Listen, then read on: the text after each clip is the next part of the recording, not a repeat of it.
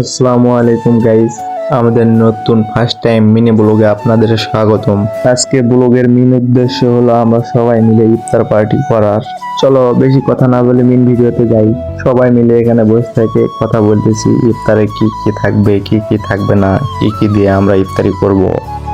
তারপরে আমার বাসা থেকে বের হয়ে সবাই মিলে আমরা রওনা দেই আমইতারার উদ্দেশ্যে। ওখানে যাই আমরা ইফতারির কিছু জিনিসপাতি কেনাকাটা করব। এটা হচ্ছে চকশরীফ আলমোড়ের রাস্তা। চারিদিকে শুধু সবুজ আর সবুজ। রাস্তার যে কি সুন্দর একটা ভিউ। গ্রামের প্রাকৃতিক এরকমই ভাই। সবাই মিলে দয়ালের মোড়ে আসার পর মনে হয় যে দয়ালের মোড় থেকে আমইতার রাস্তাটা যে এত সুন্দর, আপনাদের বলে কিভাবে বুঝাবো। শুধু ভাঙ্গা আর ভাঙ্গা। আর সামনের ওরা আমার বন্ধু না শত্রু কিছুই জানি না। ওদের গাড়ির যত ধুলা সব আমরা খাচ্ছি। আমাদের ভাঙা রাস্তা দিয়ে আসার একটাই কারণ যে আমরা ফার্সিপাড়া থেকে তেল তুলবো। তেল তো এখন সব জায়গায় পাওয়া যায় না। এখানে এসে দেখি এখানেও দোকান অফ। তারপর আর কি করার, আবার আমইতারার উদ্দেশ্যে রওনা। ভাবলাম যে আমইতারা যায়, দুইটা পাম্প আছে, দুইটা পাম্প থেকে যেখান থেকে হোক আমরা তেল উঠাবো। তারপরে আমরা এখানে গাড়ি পার্কিং করে একটা কাপড়ের দোকানে যাই। এক বন্ধুর ছোট ভাই সাদা প্যান্ট নিবে। তারপর দোকানে এসে আমরা সবাই মিলে প্যান্ট দেখাদেখি করি।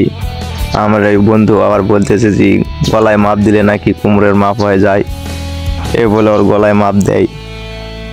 দেওয়ার পর এখানে এসে সবাই মিলে আমাকে মারতেছে, কি আর করার। তারপর ওখান থেকে মারটার খায় দায়ে আবার গাড়ির কাছে চলে আসি। গাড়ির কাছে আসার পর ভাবি যে আবার কই যাব। তারপরে এই ছোট চ্যাংড়া বড় গাড়ি একটা নিয়ে আমাকে বলতেছে স্ট্যান্ড তুলে দি। কেমনটা লাগে। তারপর এখানে গাড়ি থুয়ে কাছেই দেখি একটা ফলের দোকান। এই ফলের দোকানে যায় আমার বন্ধু ফলের দাম দর করতেছে যে কোনটা কত করে কেজি। আর এখানে আসি দেখি যে বিগ সাইজের তরমুজ। আমরা এত বড় তরমুজ দিয়ে কি করবো, যে আমরা কয়জন। তারপর ওই দোকানে আমাদের দামে দরে হলো না, আমরা আবার অন্য দোকানে চলে আসলাম। এই দোকানে এসে আবার দাম শুনতেছি যে কোনটা কত করে নিবে। শুনে ভালো লাগলে নিব, না হলে আবার আরেক দোকানে যাব। তারপর এই দোকান থেকে দামে দরে আমাদের হয়ে যায়। এখান থেকে আমরা আপেল, কমলা, আঙ্গুর আরো অনেক কিছু কিনলাম। আর এইদিকে আমি ক্যামেরা ধরে ভিডিও শুট নিতেছি। চারিদিকে সব মানুষজন শুধু আমার দিকে দেখতেছে। যাই হোক, দেখে তো আর লাভ নাই, শরম করলে হবে না। ভিডিও বানাতে ভালো লাগে তাই ভিডিও বানাই, অন্যের কথায় কান দিয়ে লাভ নাই। তারপরে আবার মনে হলো যে চেরি ফল তো নেওয়া হয়নি, তারপরে আমরা চেরি ফল নিলাম। আর এইদিকে আমার দোস্ত ফোন দিয়েছে তার গার্লফ্রেন্ড, সে তো মহা খুশি। তার গার্লফ্রেন্ডের সঙ্গে সে কথা বলতেছে, কি সুখের দুঃখের গল্প ধরছে আমার বন্ধু। গার্লফ্রেন্ডের কথায় সে খুব খুশি। তারপরে দেখি যে কম্পিউটার থেকে ফোন দিছে। তারপরে আবার আমাদের মনে হয় যে তরমুজ তো কেনা হয়নি। তারপর আবার একটা তরমুজের দোকানে যাই, সেখান থেকে ভালো ভালো তরমুজ নেওয়ার চেষ্টা করি। আমরা তো তরমুজের কিছুই জানি না। আমার ওই বন্ধু তরমুজ দেখতেছে, দোকানদারের সঙ্গে কথা বলতেছে যে তরমুজ কিন্তু আমরা কেটে নিব। তরমুজ লাল হলে নিব, না হলে নিব না। মিষ্টি হলে নিব, না হলে নিব না। এইসব কথাবার্তা বলে দোকানদারকে বললাম যে তরমুজ কাটেন তাহলে একটা ওজন দিয়ে। তারপরে আমাদের কথা শুনে দোকানদার তরমুজ কাটে বার করে। তারপর তরমুজ দেখি লাল আছে। তারপর দোকানদারকে বলি যে তরমুজটা বের করেন, একটু খায় দেখবো। আর রোজার সময় খায় দেখবো, মানে আমার একটা বন্ধু রোজা নেয়, সে রোজা না থেকে ভালো হয়েছে তরমুজ এখন খায় দেখবে যে তরমুজ মিষ্টি না কিরকম। ওখান থেকে তরমুজ কেনার পর গাড়িতে তো তেল নেই, একটা পাম্পে রওনা দেই যে যাই ওখান থেকে আমরা তেল নেব। তারপর তেলের পাম্পে এসে দেখি যে পাম্প অফ। এখন কি করার, বাইরে থেকে শুনলাম পাম্প কি জন্য অফ, পাম্পে তেল নেই। এইসব শুনে জানে আবার চলে যাই, কি আর করার। তেল না থাকলে তো কিছু করার নেই। পাম্পে শুধু গাড়ি দিয়ে ভরায় রাখছে। তেলের পাম্প এখন গাড়ির গ্যারেজ করছে। আবার সবাই বলতেছে যে নদীপুর রোডে একটা তেলের পাম্প আছে, ওখান থেকে তেল নেব। যাই 1 লিটার 2 লিটার বা 100-200 টাকার তেল দিবে, ওইটা দিয়ে বাসা পর্যন্ত যাব। ঈদের দিন তো মনে হয় ঘোরাঘুরি আরো হবে না। যে কথা সেই কাজ। এখানে এসে দেখি এখানেও পাম্প অফ করে দিয়ে গাড়ির গ্যারেজ করছে কেয়ার করার।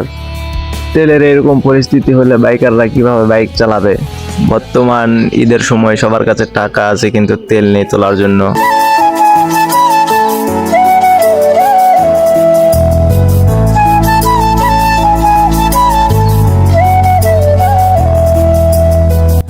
তো আমরা ঠান্ডার দোকানে আসলাম। এখান থেকে যত প্রকার ঠান্ডা আছে সবকিছু আমরা নিব। এখন এক এক করে দেখতেছি আর এক এক করে নিতেছি। তো ঠান্ডা নেওয়া শেষ করে এখন আমরা বাসাতে আসলাম। বাসাতে আসে পেঁয়াজি করার জন্য পেঁয়াজ ঝাল টাল যা আছে সব কুটে নিচ্ছি। পেঁয়াজ কাটার পর আমরা এখন পেঁয়াজও বানাচ্ছি। প্রথমে চপ দিয়েছি, চপ ভাজে নেওয়ার পর পেঁয়াজও বানাবো। তারপরে আরও কিছু কিছু আছে, এগুলো আমরা তৈরি করে নেব বাসা থেকেই। তো এখন চপ পেঁয়াজি বানানো শেষ। এখন আমরা বুন্দা তৈরি করতেছি। এখন এখানে আমার একটি ফ্রেন্ড আবার মুখে দিচ্ছে, সে রোজা নাই, টেস্ট করতেছে কিরকম হয়েছে, বুন্দা ঝাল নাকি মিষ্টি তা দেখতেছে, দেখে আমাদেরকে জানাইতেছে। আমরা সব কিছু রেডি করে এখন যাওয়ার জন্য রওনা দিয়েছি, কিন্তু সময় না থাকার কারণে আমরা এখন এই যে গাড়ির মধ্যে বসে থেকে ফল কাটাকাটি শুরু করে দিয়েছি, যেন আমরা ওখানে যাই শুধু প্লেট করা লাগে আর কোনো কিছুই না করা লাগে। এখানে আমরা যাচ্ছি এবং ফল কাটাকাটি শেষ করে এখানে আমরা একটু মজা করতেছি আর যাচ্ছি। এই যে আমরা এখন শিমুলতলি ব্রিজের উপর। আমরা প্রথমে চিন্তা ভাবনা করছিলাম ব্রিজের ওপার যায় বসবো, তারপরে দেখতেছি ওপারে সেরকম প্লেস নাই। সবাই বলতেছে বালুর চরে নাকি বসবে, ওই জন্য আমরা এই যে নিচে বালুর চর দেখতেছি, বালুর চরে আমরা এখন যাব, ওখানে আমরা ইফতার পার্টির আয়োজন করব। তো এখন আমরা এখানে প্রথমে ডাবের পানি দিচ্ছি, তারপরে একে একে যত প্রকার ঠান্ডা জিনিস আছে সব কিছু একে একে দিব, দিয়ে একটি মিক্সার ঠান্ডা তৈরি করব। এখানে আরও ফলের কিছু কিছু জিনিস থাকবে, যেমন তরমুজ, আঙ্গুর, এগুলাও দিব, দিয়ে সব কিছু দিয়ে একটা মিক্সার ঠান্ডা তৈরি করব। তো সব কিছু ঠান্ডা তৈরি করে নেওয়ার পর এখন এখানে আমরা প্লেট করতেছি সবার জন্য।